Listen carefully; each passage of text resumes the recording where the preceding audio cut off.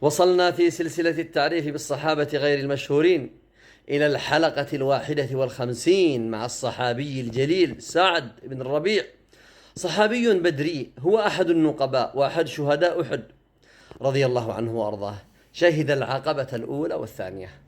أخى النبي صلى الله عليه وسلم بينه وبين عبد الرحمن بن عوف. تنازل سعد بن الربيع لعبد الرحمن بن عوف عن شطر ماله، لكن عبد الرحمن بن عوف لم يكن طماعا بالمال، إنما قال له: بارك الله لك في مالك، دلني على السوق. سعد بن الربيع أصيب يوم أحد بجراحات كثيرة، فكان يسأل عن رسول الله صلى الله عليه وسلم رغم جراحه ونزيفه.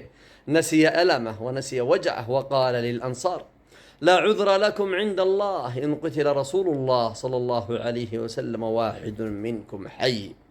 عن جابر بن عبد الله رضي الله عنه قال: جاءت امرأة سعد بن الربيع بابنتيها من سعد فقالت: يا رسول الله، هاتان بنتا سعد قتل أبوهما معك يوم أحد، وإن عمهما أخذ مالهما ولم يدع لهما مالا، ولا تنكحان إلا ولهما مال. فقال النبي عليه الصلاة والسلام: يقضي الله في ذلك. فأنزل الله آية المواريث، فبعث النبي صلى الله عليه وسلم إلى عمهما فقال: اعط بنتي سعد الثلثين، واعط أمهما الثمن، وما بقي فهو لك.